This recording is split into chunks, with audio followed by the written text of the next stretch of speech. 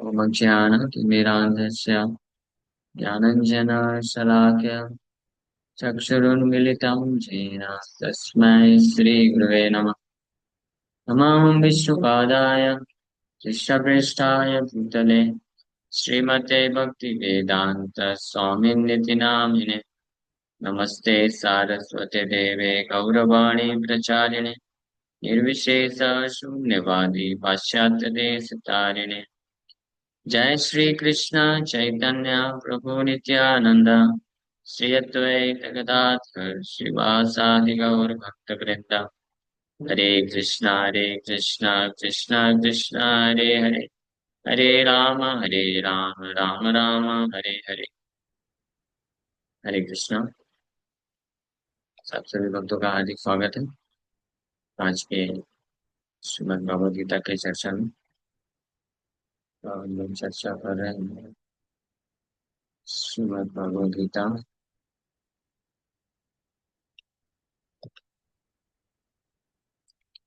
Chapter 8 17 to 7।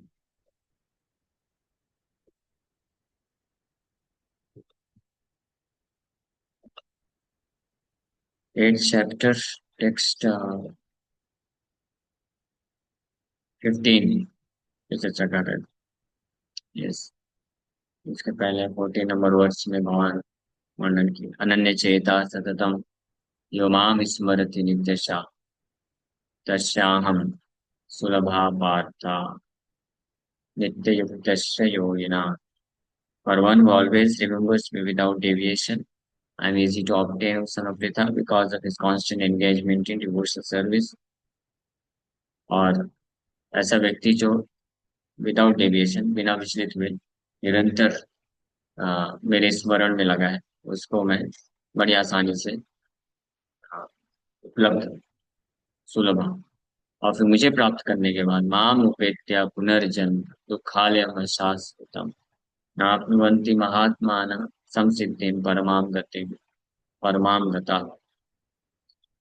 After attaining me, the great souls who are yogis in devotion ever return to this temporary world, which is full of miseries, because they have attained the highest perfection।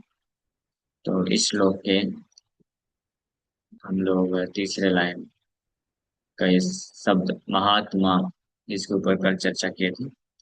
महात्मान महात्मानस तु न माम Partha दैवीं प्रकृतिमाश्रितम्। Who is actual महात्मा, महात्मा कौन है, इसके ऊपर हम लोग discuss किए थे। तो महात्मा वो नहीं है जिसको समाज में महात्मा बोला जाता है। महात्मा का डेफिनेशन भगवान कृष्ण बता रहे हैं कि महात्मा वो है जो नित्य मेरा स्मरण करता है, कृष्ण का स्मरण करता है, अनन्य चेतना युक्त होकर के, वो महात्मा है। तो ऐसे जो महात्मा होते हैं ना आत्मवंती, वापस से प्राप्त नहीं करते हैं इस जगत को, पुनर्जन्म ना आत्मवंती दुखालयम अशाश्वतम।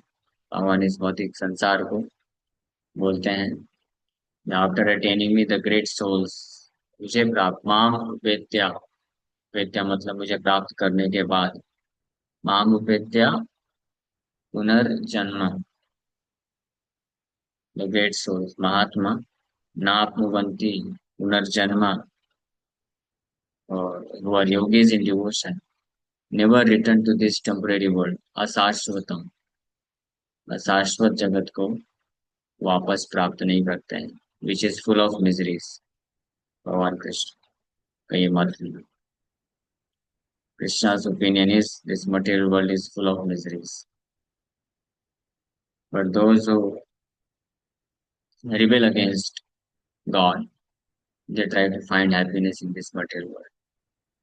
इस बात का प्रमाण क्या है कि हम लोग सब भगवान के अगेंस्ट रिबल किए। रिबल, रिबल समझते हैं क्या होती है? हाँ, बागी, बागी, हाँ, रिबेलियस, द्रोही, द्रोही। तो हमने भगवान का विद्रोह किया है, विद्रोह। इसका प्रमाण क्या है? कि हम इस भौतिक संसार में सुख की कामना रखते हैं, सुख ढूंढने का प्रयास कर रहे हैं। जो भी व्यक्ति इस संसार में सुख प्राप्त करना चाहता है, इसका मतलब भगवान का विद्रोही है, रिबेलियस सोल। क्यों? क्योंकि भगवान बोल रहे हैं, डिक्लेयर कर रहे हैं, ये संसार दुखालयम है, प्लेस फुल ऑफ मिजरीज, केवल दुख ही दुखों से भरा पड़ा है ये जगत। दुख आलय, आलय का अर्थ होता है प्लेस, स्थान। जैसे कोई गौशालय है, गौशाला या गौशालय, तो वहां पे गाय ही गाय होगी। पुष्पालय, तो वहां पे पुष्प ही पुष्प दिखेंगे। हिमालय में क्या मिलेगा? फुल ऑफ हिम, आइस, यहाँ पे केवल हिम ही हिम, हिम मतलब आइस, या आइस दिखता है चारों तरफ, उसको हिमालय बोलते हैं। औषधालय में औषधि मिलेगी। उसी प्रकार से दुखालय में क्या मिलेगा? दुख मिलेगा। जहां भी जाएंगे केवल दुख ही दुख मिलेगा। लेकिन जो लोग विद्रोही होते हैं, वो इस दुख वाले जगत में सुख ढूंढने का प्रयास करते हैं। या तो कोई व्यक्ति भगवान का विद्रोही है, या फिर सेकंड कैटेगरी क्या हो सकती है? इज फूलिश, मूर्ख। ये दो कैटेगरी के लोग इस संसार में सुख ढूंढने का प्रयास करते हैं। Place which is full of mysteries. तो भगवान के द्वारा कहा गया बात कभी असत्य नहीं हो सकता है। और जिस तरीके से लोग सुख ढूंढना चाहते हैं, भगवान उसके बारे में भी बताते हैं। तरीका क्या है? कौन से तरीके से लोग सुख प्राप्त करना चाहते हैं संसार में? भगवान बोलते हैं, न तेषु रमते बुधा। बुधा, बुधा मतलब बुद्धिमान। ये 5वें अध्याय में भगवान बोल चुके हैं ऑलरेडी, 22 नंबर श्लोक। यही समस्पर्श जाप होगा, भोग के द्वारा लोग सुख प्राप्त करना चाहते हैं। लेकिन भगवान बोल रहे हैं इस श्लोक में कि भोगा जो है, दुख योनया ये होते। एव मतलब सर्टेनली, निश्चित रूप में। दुख, दुख नहीं है, दुख योनया। योनया में सोर्स ऑफ बर्थ, दुख का स्रोत बन जाता है भोगा। तो संस्पर्शजा, स्पर्शजा, the contact of the senses, इंद्रियों के स्पर्श करने से जा मीन्स जो जन्म लेता है, उसको बोलते हैं भोगा। संस्पर्शजा भोगा। संस्पर्शजा मतलब by contact with the material senses. भोगा मीन्स एंजॉयमेंट। दुख योनया, सोर्सेज ऑफ डिस्ट्रेस, एवं सर्टेनली। भगवान बोलते हैं यही संस्पर्शजा भोगा, दुख योनया एवते, आद्यंतवन्तः कौन्तेय न तेषु रमते बुधा। An intelligent person does not take part in the sources of misery. जो बुद्धिमान व्यक्ति होता है, वो दुख के योनि में भाग नहीं लेता है। Does not take part in the sources of misery, which are due to contact with the material senses. O son of Kunti, such pleasures having a beginning and an end, and so the wise man does not delight in them.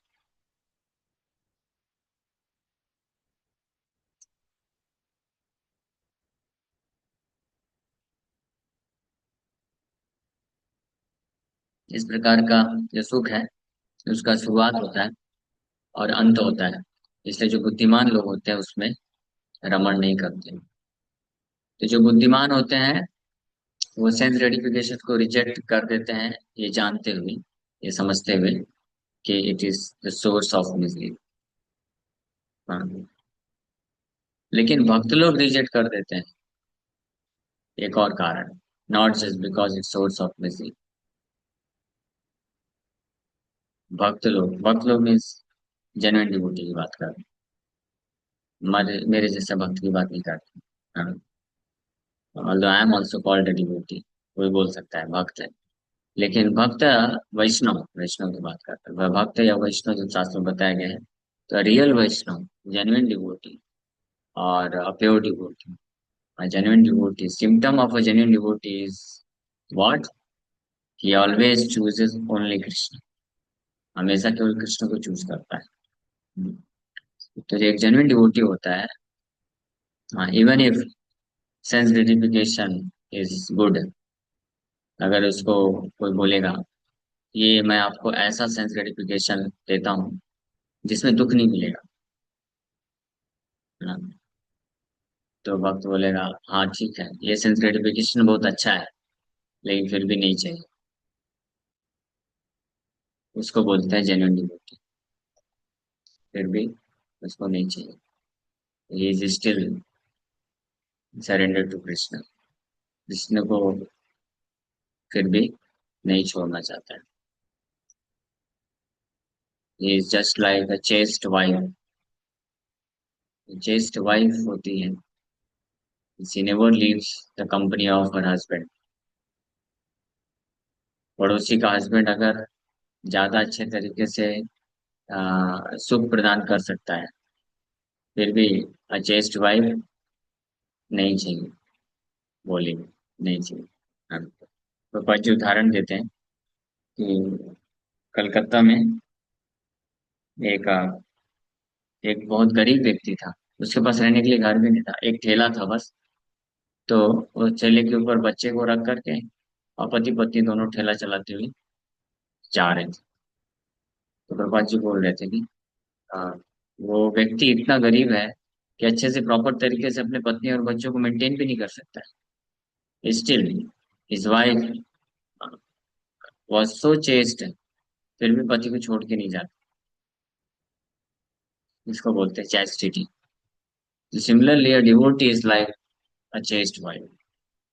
In all situations, he always remains faithful to the lotus service of the lotus feet of Krishna. और कृष्ण को छोड़ के नहीं जाता है। अगर भक्ति में रहते हुए उसको कष्ट की अनुभूति भी होगी, तो भी वो नहीं छोड़ेगा। और सेंस ग्रेटिफिकेशन में अगर उसको आनंद भी मिलेगा, तो भी उसको एक्सेप्ट नहीं करेगा। सेंस ग्रेटिफिकेशन अगर अच्छा भी है, तो भी भक्त उसको बोलता नहीं चाहिए। और कृष्ण भक्ति में संघर्ष, दुख मिलेगा, तो भी बोलता है यही चाहिए। वहां बोलता है नहीं चाहिए, इधर बोलेगा यही चाहिए। इसके आइडियल एग्जाम्पल है कोला विचा श्रीधर। श्री चैतन्य महाप्रभु महाप्रकाश लीला में कोला विचा श्रीधर को ऑफर किए, बोले मांगो, मैं आपकी भक्ति से बहुत प्रसन्न हूं, क्या चाहिए। कोला विचा श्रीधर बहुत गरीब थे, और किसी तरह के थोड़ा कुछ भी इनकम आता था केले के पत्ते फल फूल बेच करके, उसमें से 50% गंगा माता की सेवा में लगा देते थे, और 50% जो बचता था उससे अपना फैमिली मेंटेन करते थे। उनके पास एक ही छोटा सा रूम था, कुटिया जैसे घर था, जिसके ऊपर छत थी नहीं थी, रहना नहीं रहना बराबर थी।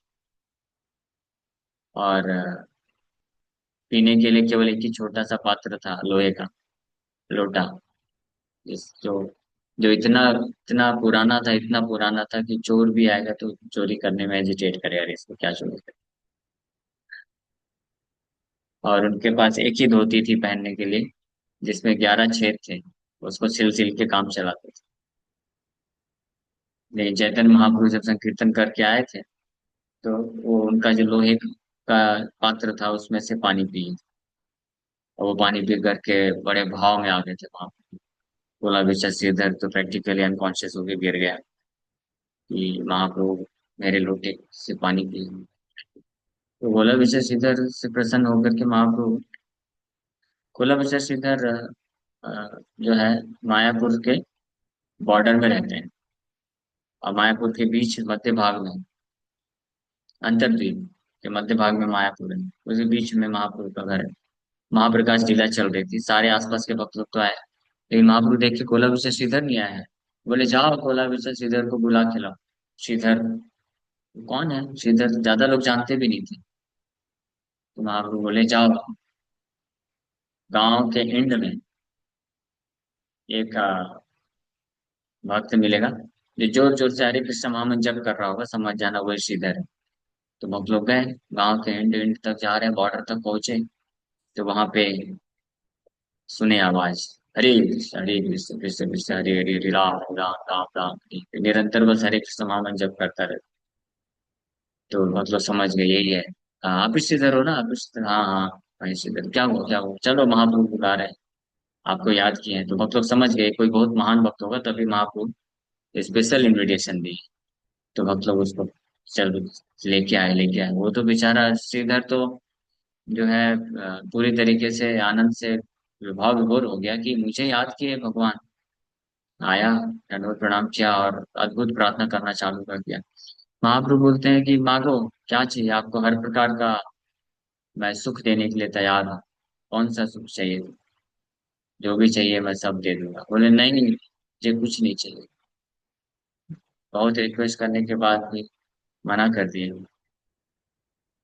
फिर फाइनली महाप्रभु बोल देते हैं कि पहले तो ऑफर दिए कि आपको जो चाहिए ले लो, पृथ्वी का चाहिए, स्वर्ग चाहिए, मना कर।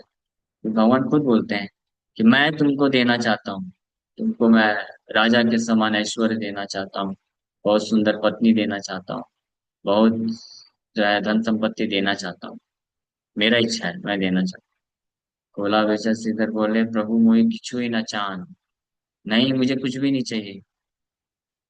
उस ऑफर को भी रिजेक्ट कर दिया। तो भगवान के द्वारा जो सेंस ग्रेटिफिकेशन दिया जाता है वो दुख नहीं देता है। जैसे सुदामा ब्राह्मण को दिए, और और भी अन्य भक्तों को इतिहास में ऐसे आता है। जो सेंस ग्रेटिफिकेशन, इंद्रिय तृप्ति के संसाधन व्यक्ति अपने कर्म के अनुसार प्राप्त करते हैं, खुद के प्रयास से प्राप्त करता है या किसी देवी देवताओं को पूजा करके प्राप्त करता है, उससे वो दुख प्राप्त करता है। लेकिन जो सेंस ग्रेटिफिकेशन भगवान कृष्ण खुद स्वयं देते हैं, उसमें दुख नहीं मिलता है।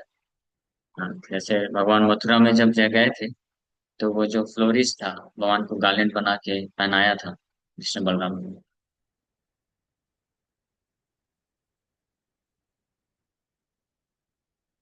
तो वो फ्लोरिस्ट को भगवान आशीर्वाद दिए कि जब तक तुम्हारा जीवन है तब तक तुमको पूरा सेंस ग्रेटिफिकेशन बिना दुख के।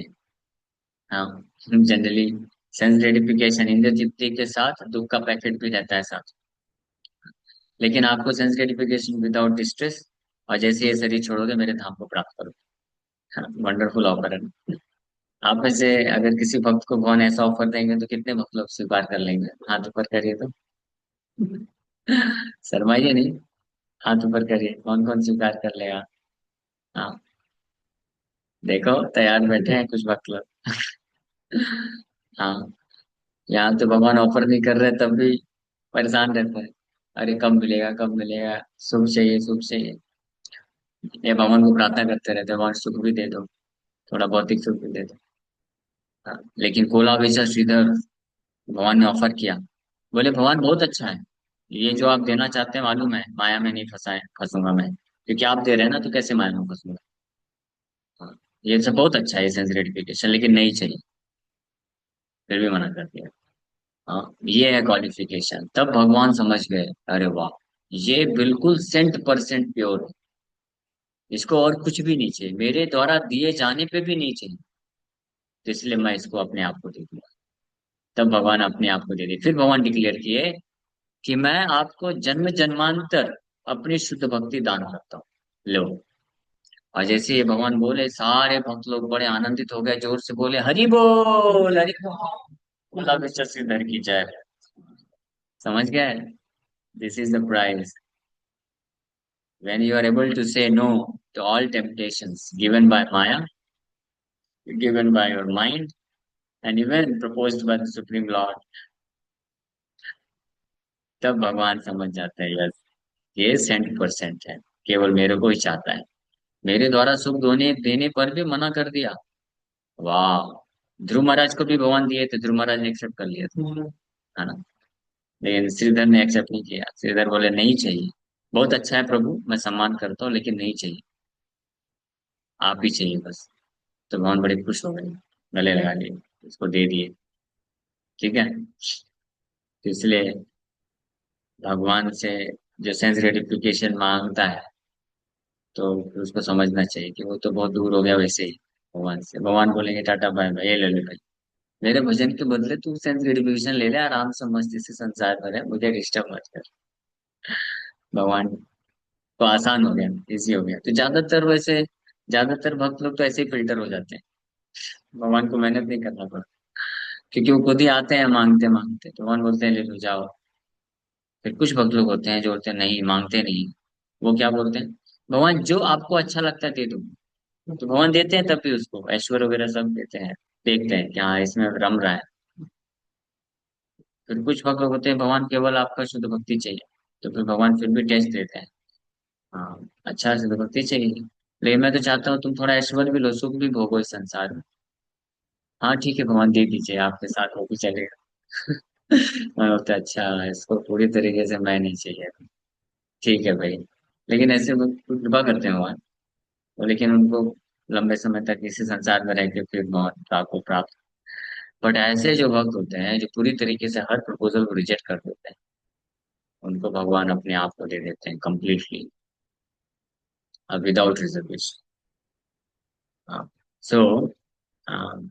हाँ, तो जो बुद्धिमान होते हैं, भक्त तो बुद्धिमान होता ही है, भक्त बुद्धिमान से भी एक स्टेप आगे है। तो जो बुद्धिमान होते हैं वो लोग सेंस ग्रेटिफिकेशन को इमिडिएटली ना बोल देते हैं, जानते हैं कि इसमें दुख ही है। सेंस ग्रेटिफिकेशन थोड़ा सा और दुख इतना सारा। कोई भी एग्जांपल आप ले लीजिए।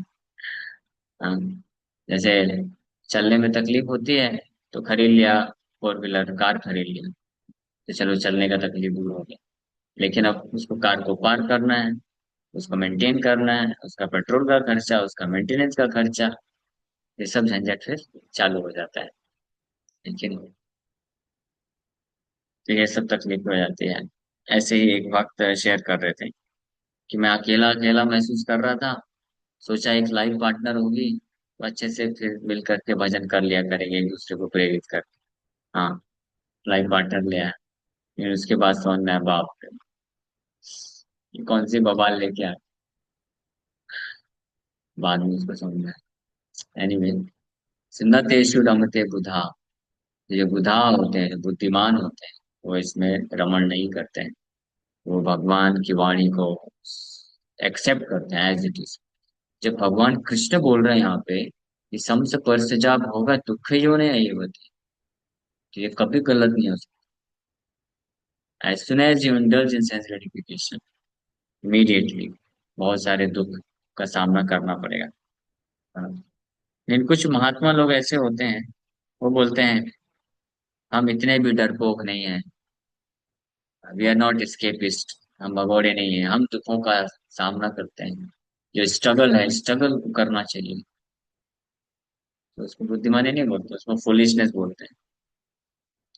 तो दुखों से दूर भागना, वो escapism नहीं है, वो इंटेलिजेंस।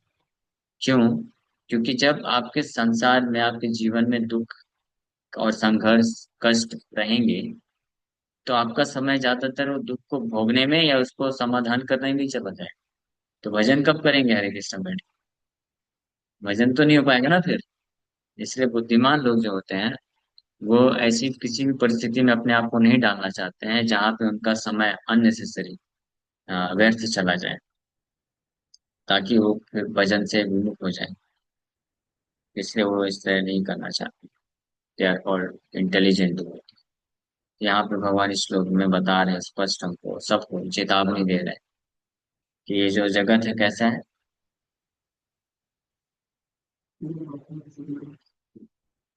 ये दुखालयम है। हाँ, दुखालयम भी है और अशाश्वतम भी। ये संसार, भौतिक जगत केवल दुखालय में नहीं है। क्योंकि कई बार कुछ लोग होते हैं, बोलते हैं चलेगा, दुख है फिर भी चलेगा, फिर भी दुख से भी आसक्त हो जाते हैं। जीवात्मा के अंदर अटैचमेंट, अटैच होने की इतनी स्ट्रॉन्ग इंक्लिनेशन है, प्रवृत्ति है। उसको मालूम है कि इससे मैं अटैच हो जाऊंगा तो मुझे दुख ही मिलने वाला है, जानता है, ये एक्सेप्ट भी करता है, लेकिन फिर भी अटैच होता है, नहीं छोड़ना चाहता। इसलिए एक बार एक यूथ डिवोटी प्रश्न पूछा था इस ओले ने जयद्रथ स्वामी महाराज से कि हम जानते हुए भी हम कृष्ण को क्यों नहीं पकड़ पाते हैं।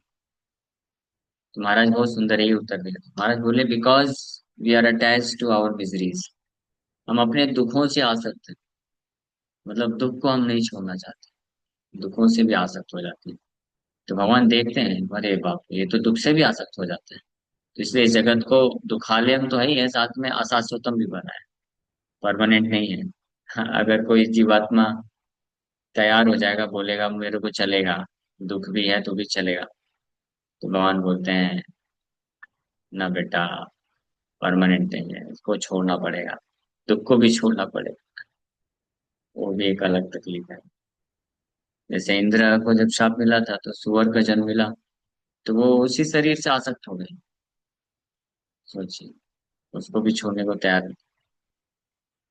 तो इस श्लोक में भगवान बहुत महत्वपूर्ण शिक्षा दे रहे हैं कि अगर कोई अनन्य चेतना मेरे प्रति विकसित कर लेता है, मुझे स्मरण करता है, तो मुझे प्राप्त करने पे उसको इस दुखालयम और अशाश्वत, अशाश्वतम सब सूचित करता है कि भले ही हम अपनी परिस्थिति को, भले ही कितना कष्ट हो, दुख हो, हम उसमें ही रहना चाहेंगे, तब भी हमको हमारी इच्छा के विरुद्ध है, छोड़ना ही पड़ेगा। अशाश्वतम, तो इस दुखालयम और अशाश्वतम जगत को वापस से इसमें फंसना नहीं पड़ता उस व्यक्ति को जो मुझे प्राप्त कर लेता है। और ऐसे महात्मा लोग होते हैं, वो समसिद्धि को प्राप्त कर चुके होते हैं, इसको समसिद्धि बोलते हैं। कंप्लीट परफेक्शन, समसिद्धि मतलब सम्यक रूपेण सिद्धि। कंप्लीट परफेक्शन, परमाम गता, परमाम मीन्स अल्टीमेट परफेक्शन। तो अल्टीमेट परफेक्शन या समसिद्धि है भगवत प्राप्ति, कृष्ण को ही प्राप्त कर लेना, कंप्लीट परफेक्शन। क्योंकि समय हो गया है, फिर विराम लगा। Thank you very much. Hare Krishna. किसी भक्त का कोई प्रश्न है क्या? अरे, इतनी सारी डिजायर्स हैं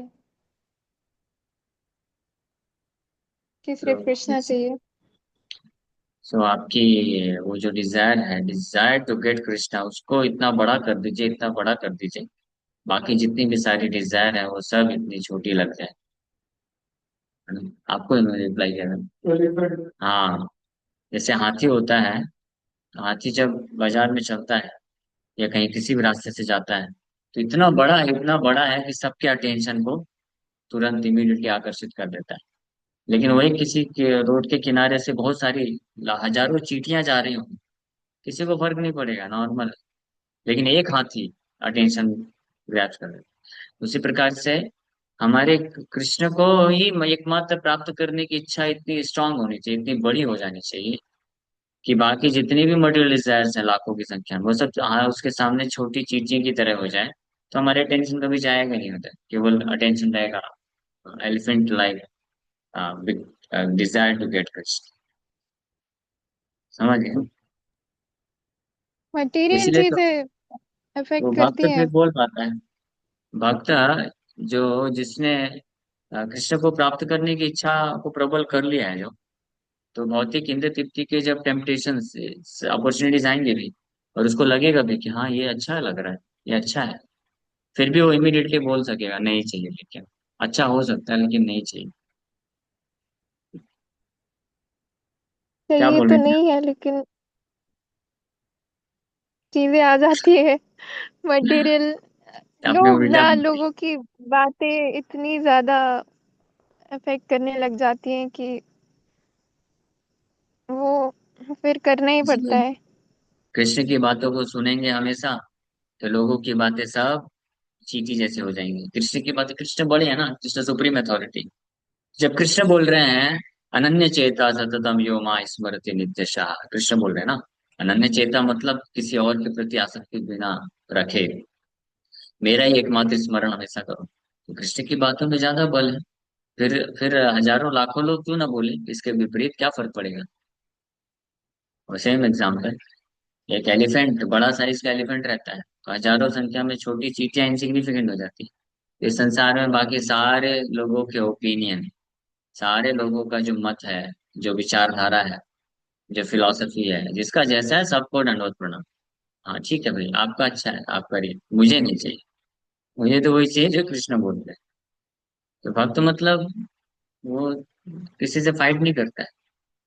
वो बोल देता है अच्छा आपका मानना ऐसा है, ठीक है, अच्छी बात है, एग्रीड, आप मान।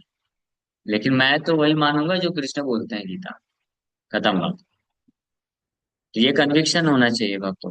इसके कन्विक्शन कब आएगा?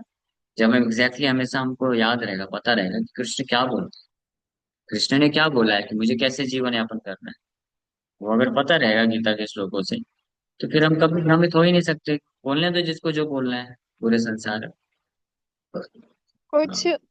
मैंडेटरी ड्यूटीज रहती हैं, वो अगर उसमें हमें पता है कि अगर उसमें हम जाएंगे तो भक्ति अच्छे से नहीं होने वाली, तो क्या करना कुछ चाहिए? नहीं, हाँ उसका मैं समझ गया। तो कुछ मैंडेटरी ड्यूटीज होती हैं, तो उन कर्तव्यों को भक्त पालन करता है, कर्तव्य दृष्टिकोण से केवल।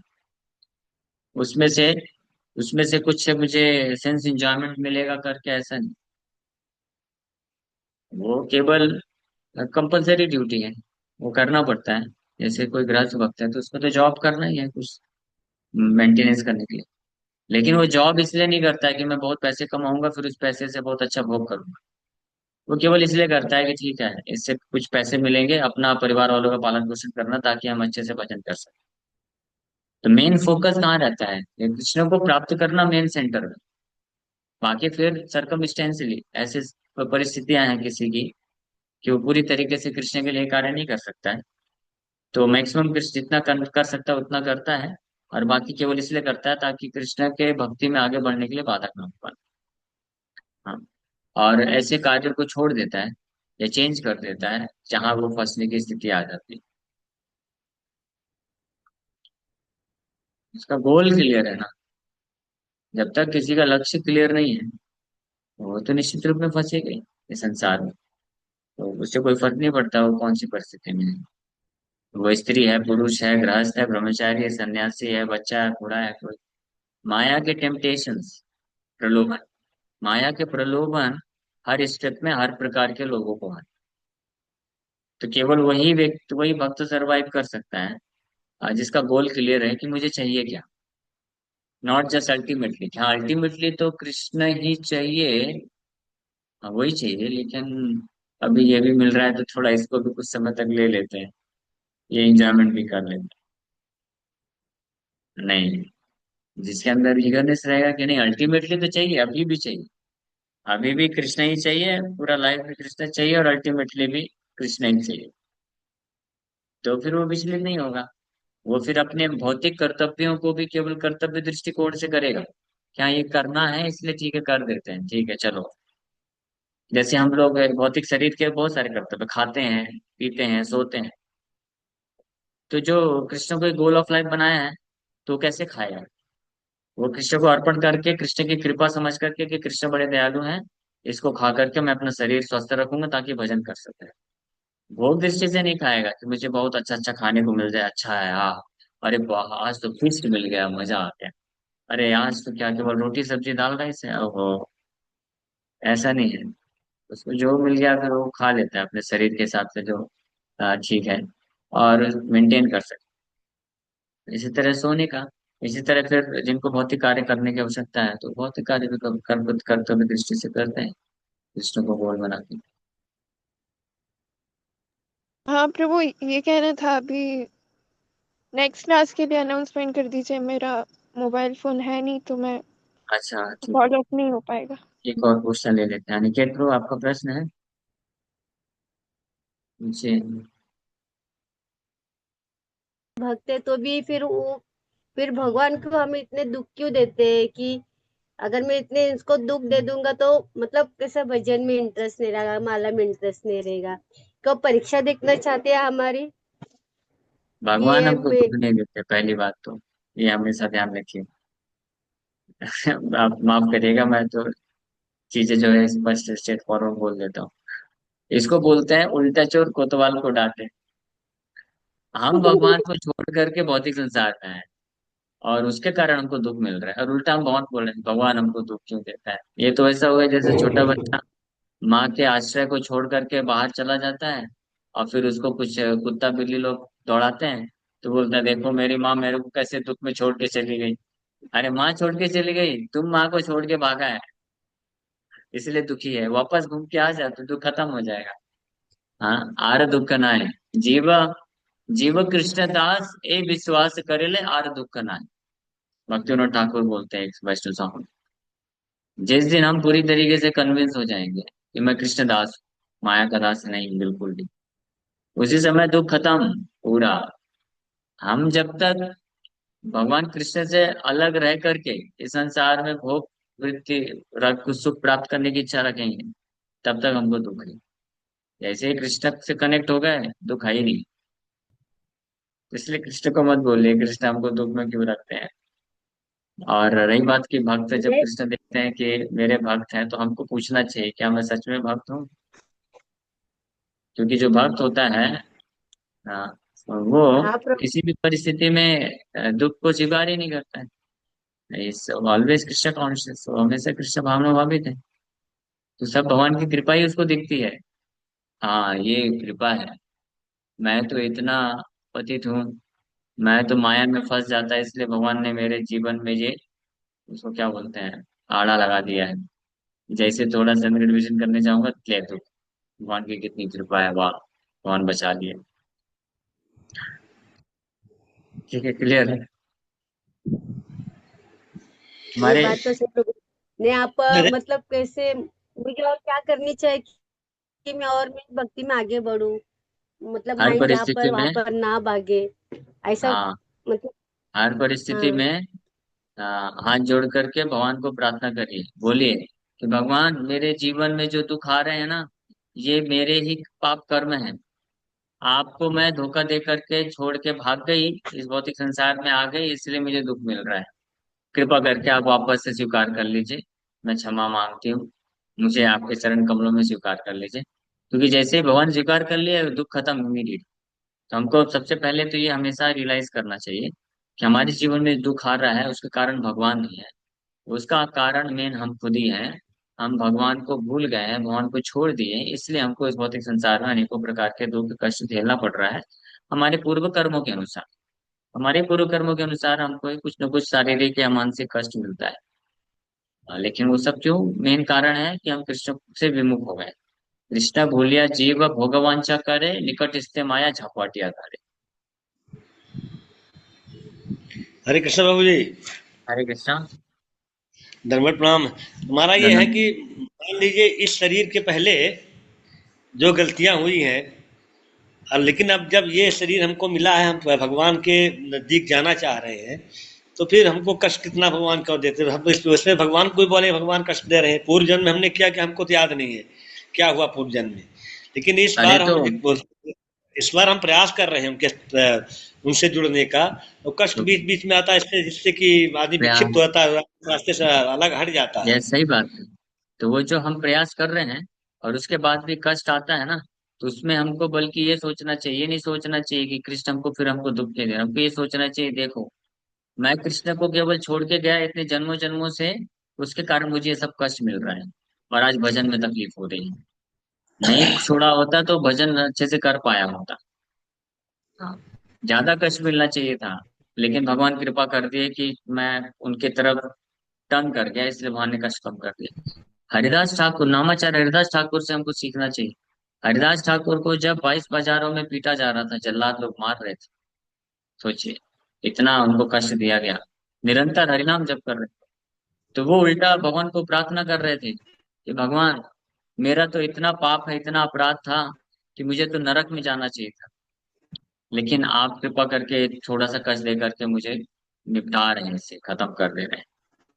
तो हमको जानना चाहिए कि भगवान हमको कष्ट नहीं देते हैं, ये सबसे पहली बात ये क्लियर समझना चाहिए। भगवान हमको कष्ट से छुटकारा देते हैं। कष्ट हमको मिलता है क्योंकि हम खुद अपने आप को फंसा लिए हैं। अब उससे हम निकलने का प्रयास कर रहे हैं, ये हमारी अच्छी बात है। ये अच्छा गुण देख करके भगवान हमको मदद करते हैं कि जल्दी हम निकल के आ जाएं। और वो जो कष्ट मिलता भी है उसको बहुत जो है कम कर देते हैं। और रही बात जो बचा कुचा कष्ट है भी, वो जरूरी है, क्योंकि पूरी तरीके से अगर कष्ट खत्म भी हो जाएगा ना, तो भी भजन नहीं होगा। थोड़ा कष्ट रहता है तो हम बार बार दौड़ के भगवान के पास जाते हैं। तो ये प्रारब्ध है। प्रारब्ध मतलब ऐसे कर्म जिनका फल ऑलरेडी डिसाइड हो चुका है ये शरीर के माध्यम से।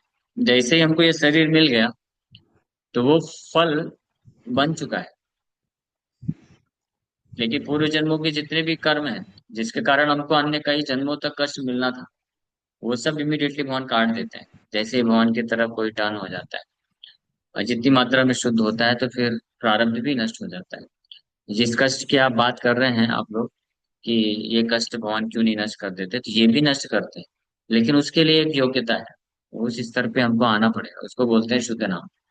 जो भक्त पूर्ण रूप से जिसका भौतिक हृदय से भौतिक कामना पूरी तरह नष्ट हो जाता है, खत्म हो जाता है, चाहे तो अपने हृदय को पूरी तरह शुद्ध कर लेता है हरिनाम काष्ठ में। शुद्ध नाम, एक शुद्ध नाम में इतनी शक्ति है कि वो हमारे सारे फिर पूर्व जन्मों के इस जन्म के सारे कष्टों को इमीडिएटली खत्म कर देता है। फिर उसका ये कष्ट जो है बाधक नहीं बनता है। लेकिन जब तक कोई शुद्ध स्तर पे नहीं पहुंचा है तब तक उसके अपने पूर्व कर्मों के जो प्रारब्ध कर्म है कुछ उसको झेलना पड़ता है। वो एक जो है पार्ट ऑफ इस प्यूरिफिकेशन, उसके शुद्धिकरण का एक ये भाग है। हाँ, तो हमको भगवान पर श्रद्धा रख करके भगवान को समर्पण करके आगे बढ़ना चाहिए और हमेशा ये मेंटेलिटी रखना चाहिए। भागवत में ये श्लोक है, ये मैं अपने मन से नहीं बोल रहा हूँ। ये भागवत में ब्रह्मा जी बताते हैं कि एक साधक को कैसा मेंटेलिटी रखना चाहिए। भगवान को प्रार्थना करते हुए तत्ते तत्ते अनुकंपाम सुनिक्षमाणा तत्तेनुकंपान अनुकंपाम तत्ते अनुकंपाम सुसुमि समीक्षमाणो भुञ्जानेवात्मकृतं विपाकम् विधवाग्वपुर्भिः विदधन् नमस्ते जीवेत यो मुक्ति पदे सदाय भाग। भागवत के दसम स्कंद का 14वां अध्याय का 8 नंबर श्लोक है, जिसमें ब्रह्मा जी प्रार्थना करते हुए कृष्ण को बोलते हैं कि हे कृष्ण, जो भक्त बड़े ही तत्पर होकर के आपकी कृपा की आपकी कृपा की का इंतजार करता है और उस दौरान अपने कष्ट को जो भी उसको शारीरिक मानसिक कष्ट उसको मिलता है, अपने ही पूर्व कर्मों के पाप कर्म का फल समझते हुए उसको सहन करता रहता है और फिर भी अपने हृदय से वाणी से और शरीर से आपको सेवा करता है, भजन करता है, प्रणाम करता है।